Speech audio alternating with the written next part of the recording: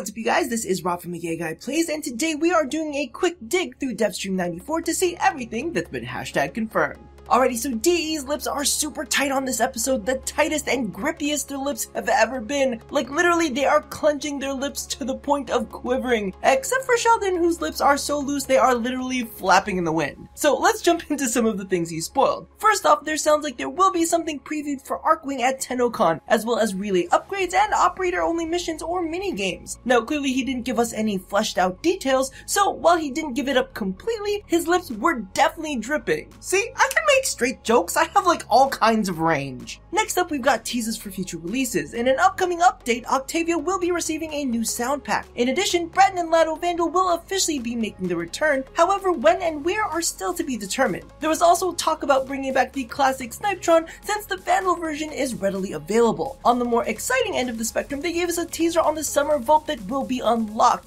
It looks like we'll be seeing the return of Mag, Boar, and Dakra Prime, as well as Rhino, Boltor, and Ankyros Prime. Also note, I do see that the Noru signed on is included, which means that I am like super not excited about it, but you know what, that remains to be seen. Maybe this is not the finalized footage, we'll see what happens with that. So for those of you who are anxiously awaiting, start farming up your Syndicate medallions right now, so you will have a nice cash bank that you can spend on relics upon its release. Lastly, they also showed us this concept art for Grineer dropships, but of course it's still in the concept phase, so we will leave it at that.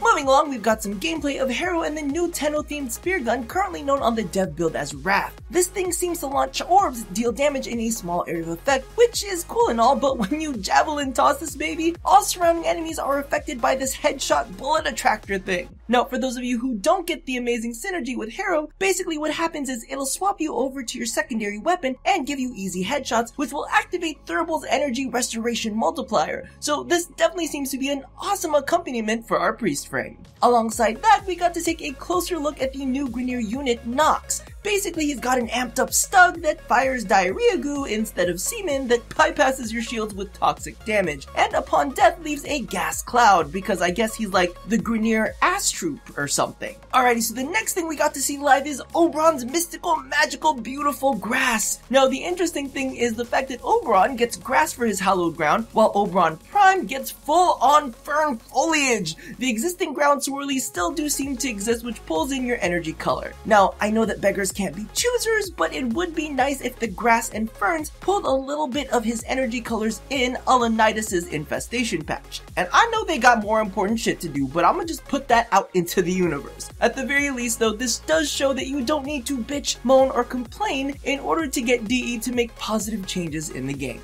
And that about does it for this episode. Let me know how you feel about Mr. Owlcrotch and all of that gorgeous metallic work that they incorporated on him. Are you excited for the Prime Volt release? Lado and Breton Vandal, big deal or no biggie? And of course that puddle trailer at the end. Hydroid Prime? Am I gonna regret making that fashion frame bet with Life of Rio? Whatever your stance, let me know how you feel about what's been hashtag confirmed. So thank you all for watching this installment. If you haven't already caught it, be sure to check out my previous video on the strange reasons that I don't use certain Warframes, and also the grand opening of my salt-flavored merch shop. Now, don't forget to do all of the things that I ask you to do at the end of every one of these, and as always, love somebody, hurt nobody, and touch your body.